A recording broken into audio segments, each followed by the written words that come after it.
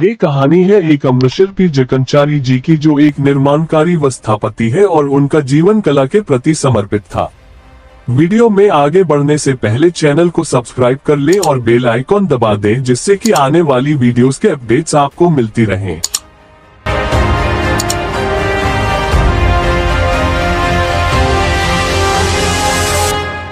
त्रिदिकापीपत्तन में हुआ था एक ऐसा नाम जिसे सुनते ही धार्मिक और कला के प्रति अपने अद्वितीय समर्पण के लिए प्रसिद्ध हुए हैं अमृतशिल्पी जकनचारी जी।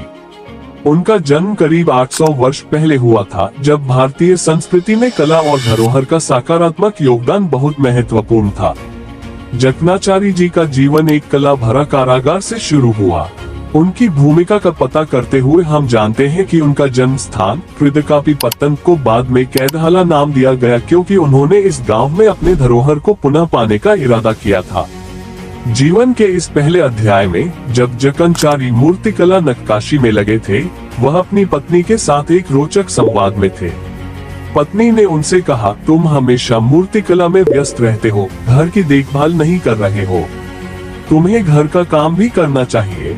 जकनचारी ने सुनते ही उत्तर दिया, नहीं, मैं चाहता हूँ मूर्तियाँ और मंदिर बनाकर इस काम में खुद को समर्पित करने का।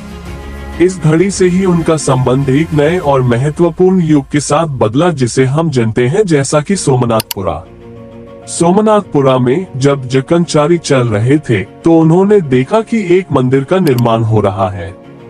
कई मूर्तियां वहां पत्थरों पर नक्काशी कर रही थीं और वह वहां गए और मूर्तिकला बनाने के लिए पत्थरों की मांग की।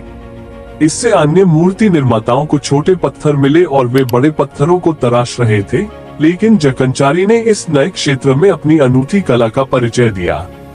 उनकी नक्काशी में अद्वितीयता को देखकर अन्य मूर्ति निर्माता हैरान रह गए और उन्होंने छिद्रित मंदिर की जिम्मेदारी जकनचारी को सौंप दी।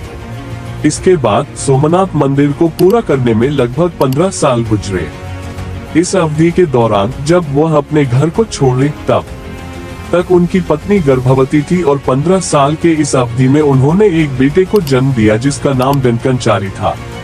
बाद में उनकी मूर्तिकला के निर्माण को देखकर उन्हें बहुत सराहना मिली और उन्हें हेलेबिडु में एक मंदिर बनाने को पूछा गया और उन्होंने निर्माण करना स्वीकार कर लिया, जिसमें इस मंदिर के निर्माण में 18 साल का समय लगा। जकनचारी के बारे में जानकारी मिलती है राजा विष्णुवर्धन के कान। फिर वह आते हैं और हेलेबिडु के मंदिर के दर्शन करते हैं और वह इसे देखकर आश्चर्यचकित रह जाते हैं। तब राजा विष्णुवर्धन ने जकनचारी से पूछा, क्या आप एक ऐसा मंदिर का निर्माण कर सकते हैं जो अतीत में भी ऐसा कोई मंदिर न हो, भविष्य में भी न हो? तो जकनचारी कहते हैं, कई मूर्तियां बनाने वाले हैं, मैं जिम्मेदारी नहीं ले सकता, आप सभी से पूछ लीजिए और अगर कोई भी इस परियोजना को स्वीकार नहीं करता है तो मैं इसे अपनी जिम्मेदारी में ले लूंगा। तो राजा कहते हैं ठीक है, और उन्होंने एक बैठक आयोजित की और सभी बड़े मूर्ति निर्माताओं से पूछा और कई तो विदेश से आए थे। फिर उन्होंने सभी मूर्तिकारों को बताया कि मंदिर किसी भी पुराने मंदिर की तरह नहीं बनाया जाना चाहिए और भविष्य में कोई भी इस प्रकार का मंदिर न बन पाए। तब सभी मूर्ति निर्माता हैरान हो गए और परियोजना को छोड़ दिया और चले गए। फिर इसे जकनचारी ने ले लिया। मंदिर का नाम चेन्नकेश्वर है। तब जकनचारी ने मंदिर का निर्माण शुरू किया और इधर उनका बेटा बड़ा हो गया और उसने अपनी माँ से अपने पिता जकनचारी के बारे में पूछा। उसने कहा कि उन्होंने मंदिर बनाने व अपने कला के समर्पण के लिए घर छोड़ दिया था। फिर उनकी माँ छोटी उम्र में ही पलने बढ़ने के लिए जकनचारी को बूढ़े व अंधे विश्वकर्मा ब्राह्मण आचार्य दादाजी के पास छोड़ दिया और जकनचारी के पास चली गई उनकी सेवा के लिए, उनके समर्पण का साथ देने के लिए। जकनाचार्य अपने दादा के पास ही बड़ा हुआ और दादाजी से विश्वकर्मा शास्त्रों का ज्ञान लिया और अच्छा मूर्तिकार बना। बड़ा होने के पश्चात उनका बेटा अपने माता और पिता को खोजने के लिए घर से निकल गया। फिर खोजते हुए वह चेन्नकेश्वर मंदिर में आता है और दर्शन करता है। मंदिर की सुंदरता और उसकी नक्काशी देखकर वह अंदर जाने की कोशिश करता है, लेकिन उसे रोक दिया जाता है। वह राजा के पास जाता है और अनुमति मांगता है और अपनी जिद के कारण अंदर जाता है और सभी नक्काशी देखता है और मुख्य मूर्ति देखने के लिए कहता है और फिर वह अंदर जाता है। और जैसे ही उन्होंने मूर्ति देखी, उन्होंने कहा कि इस मूर्ति में एक दोष है और कहा मूर्ति के अंदर मेढक होने के कारण ये स्थापना योग्य नहीं है, जिसे सुनकर उस समय हर कोई चौंक जाएगा।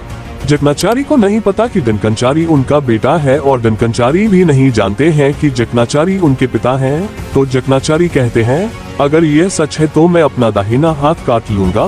फिर जकनाचारी कहते हैं, अगर मैं गलत हूँ तो मैं अपनी सुनवाई काट दूंगा।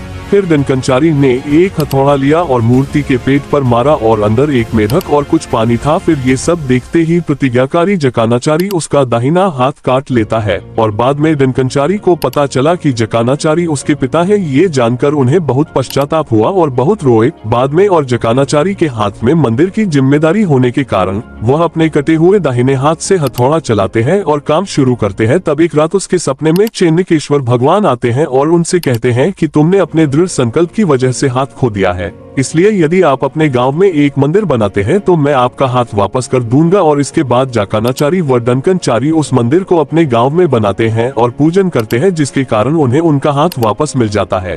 ये था महान शिल्पकार आचार्य जकानाचारी का इतिहास, जिन्हें हम सभी को याद रखना चाहिए और क्योंकि ऐसे महान पुरुष अमर है।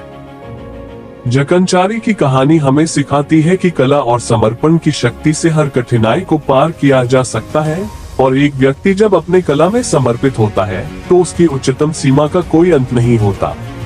इस कहानी से हमें ये सीखने को मिलता है कि समर्पण और सही मार्गदर्शन से हम अपने सपनों को हकीकत में बदल सकते हैं और इसके लिए कोई भी कठिनाई संभव नहीं है।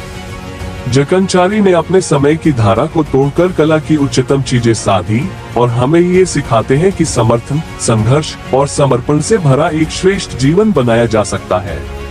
नमो विश्वकर्मणे। हम जकनचारी की अद्वितीय और समर्पित कला के साथ सत्कृति करते हैं, जो हमें यहाँ तक ले आती है कि हर कार्य को सावधानी और पूर्णता से किया जाए, चाहे वह कला हो या जीवन।